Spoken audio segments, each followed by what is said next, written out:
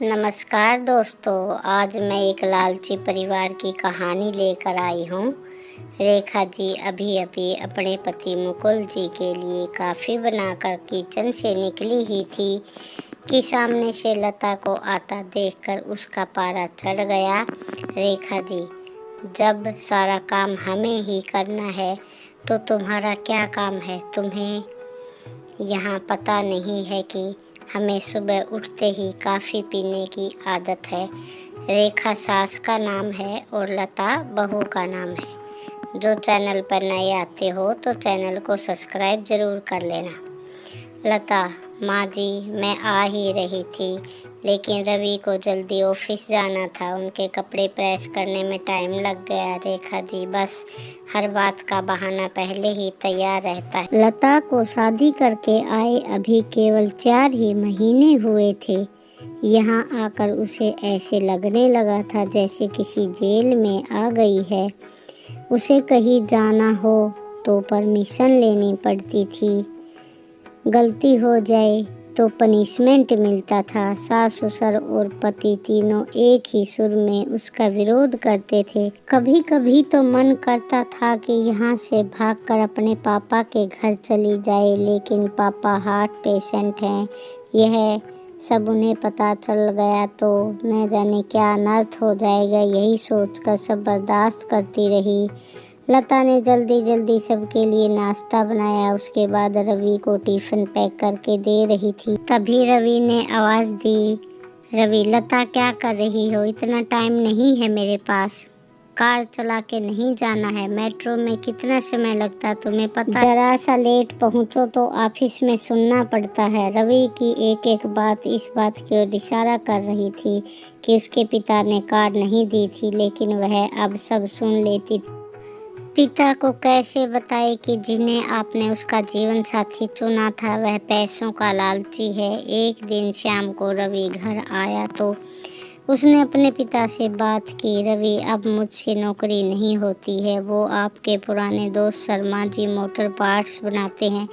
मैं चाहता हूँ कि उसकी सप्लाई शुरू करूँ। पापा, लेकिन बेटा उसके लिए तो कम से कम 10 लाख रुपए चाहिए होंगे। वो कहाँ से आएंगे? रवि, यही सोच रहा हूँ। तभी लता चाय बना कर लाती है। लता, तुम अपने पापा से कुछ पैसे उधार ला सकती हो। लता का सबर जवाब दे चुका था। रोज रोज के तानों से दुखी होकर उसने जवाब दिया, लता, रवि, मेरे पिता के भरोसे मत रहना। उन्होंने मेरी शादी करके अपना फर्ज पूरा कर दिया है।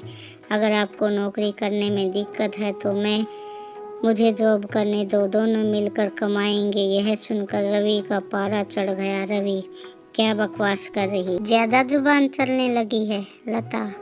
रवि, मैं बहुत बर्दाश्त कर चुकी हूँ, इसलिए मैंने जॉब करने का फैसला किया है। नहीं, हमारे घर में यह सब नहीं होता है। तुम्हें जॉब करनी है तो अपने घर चली जाओ।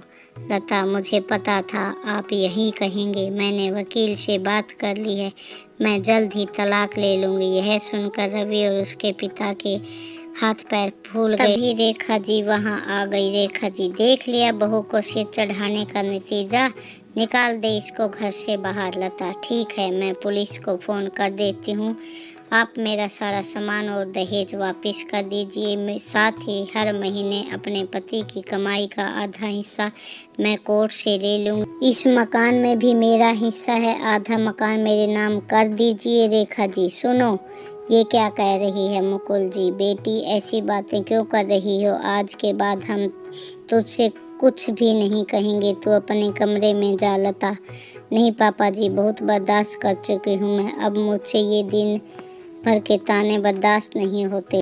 आप लोग इतने लालची होंगे ये मैंने कभी सपने में भी नहीं सोचा था। रेखा जी, इसके बाप को फ़ोन करके बुलाइए। इसके मुंह लगने से अच्छा है उनसे डायरेक्ट बात करते हैं। लता, माँ जी, मेरे पिताजी हार्ट पेशेंट है। अगर इस बात को सुनकर उन्हें कुछ हो गया तो इसके जिम्मेदार आप लोग होंगे। रवि, ये तुम्हें क्या हो गया है? आज से पहले तो तुम ऐसी बातें नहीं करती थी। लता, मैं आज तक आपके और आपके मम्मी पापा के हर ताने को बर्दाश्त करती रही। 20 लाख रुपए मेरे पापा ने शादी में खर्च कर दिए। फिर भी आपको कार चाहिए, बिजनेस करने के लिए पैसा चाहिए।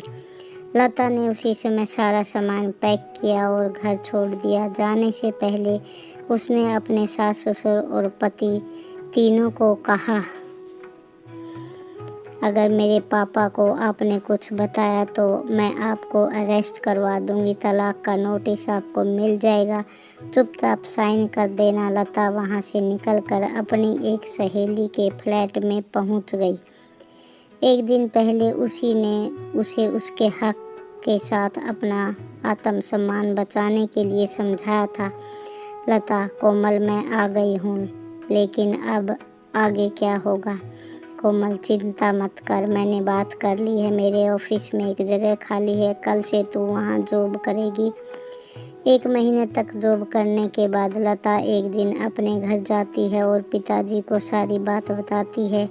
उसकी बात सुनकर उसके पिता कहते हैं, बेटी तूने क्यों नहीं बताया मुझे? लता, पापा आपने मेरे लिए बहुत कुछ किया है, अब मैं आपको परेशान नहीं करना चाहती थी। पिता, बेटी मैं इतना कमज़ोर नहीं हूँ, तू चिंता मत कर, घर आ जा। लता, नहीं पापा, मुझे कुछ समय दीजिए, मैं अपने पैरों पर खड़ा होने दीजिए, अपनी एक पहचान बनाने दीजिए। कुछ महीने केस चलने के बाद रवि और लता का तलाक हो गया। रवि ने पूरा दहेज और 30 लाख रुपए देने पड़े, साथ ही 1 महीने की सैलरी का एक हिस्सा वह कोर्ट में जमा करवाता था। कैसी लगी आपको ये लालची परिवार की कहानी? लालच का घड़ा कभी नहीं भरता है, इसलिए लालच नहीं करना चाहिए। धन्यवाद देखने के लिए। चैनल को सब्सक्राइब ज़रूर करना। राम राम सबको।